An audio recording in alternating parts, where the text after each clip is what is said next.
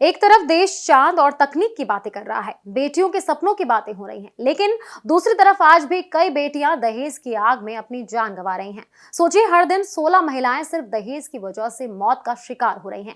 NCRB की नई report ने पूरे देश को हिला दिया है। आखिर कब खत्म होगी ये लालच की बीमारी? आइए समझते हैं पूरी रिपोर्ट। देश में दहेज प्रथा आज भी एक बहुत बड़ी सामाजिक समस्या बनी हुई है। कानून बनने के इतने साल बाद भी हर साल हजारों महिलाएं दहेज की वजह से अपनी जान गंवा रही हैं।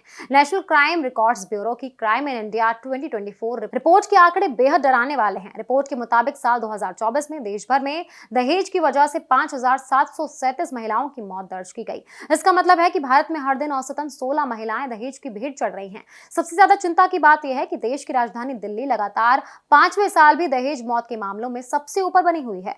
रिपोर्ट की माने तो दिल्ली में साल 2024 में 109 मामले दर्ज किए गए, जिनमें से 111 महिलाओं की मौत हुई। इसके बाद कानपुर और बेंगलोर जैसे शहरों का नाम सामने आया। वहीं चेन्नई और कोच्चि जैसे शहरों में दहेज की मौत का आंकड़ा शून्य रहा, जो एक सकारात्मक संकेत माना जा रहा है। अगर राज्यों की बात करें तो उत्तर प्रदेश दहेज के मामलों में सबसे ऊपर है। यहाँ 7,000 से ज्यादा मामले दर्ज किए गए। इसके बाद बिहार और कर्नाटक का नाम आता है। दहेज रोकने के लिए देश में साल 1961 में ही डाउरी प्रोहिबिशन एक्ट 1961 लागू किया गया था। पहले यह अपराध आईपीसी की धारा 304 बी के तहत आता था, लेकिन अब नई कानून व्यवस्था यानी भारतीय न्याय संहिता में इसे शामिल किया गया है। कानून साफ कहता है कि अगर शादी के 7 साल के भीतर किसी महिला की संदिग्ध मौत होती है और दहेज के लिए प्रताड़ना के सबूत मिलते हैं तो इसे दहेज हत्या माना जाएगा। लेकिन सवाल यह है कि कानून होने के बावजूद ये घटनाएं रुक क्यों नहीं रही।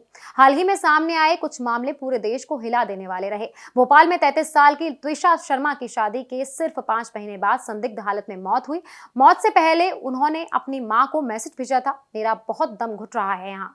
ये संदेश अब सोशल मीडिया पर इंसाफ की मांग का प्रतीक बन चुका है। वहीं ग्रेटर नोएडा की दीपिका नागर के परिवार ने शादी में करीबन 1 करोड़ रुपए खर्च किए थे। आरोप है कि इसके बाद भी अतिरिक्त दहेज की मांग की गई और मांग पूरी ना होने पर दीपिका की हत्या कर दी गई। सिर्फ कानून से ये समस्या खत्म नहीं होगी, समाज को अपनी सोच बदलनी होगी। बेटियों को बोझ नहीं, बराबरी का अधिकार देना होगा। दहेज सिर्फ एक कानूनी समस्या नहीं बल्कि समाज की सोच की बीमारी बन चुका है। जब तक लोग अपनी मानसिकता नहीं बदलेंगे तब तक कानून भी पूरी तरह असर नहीं दिखा पाएगा। जरूरत है कि बेटियों को सम्मान मिले, सुरक्षा मिले और शादी को सौदे की तरह ना देखा जाए।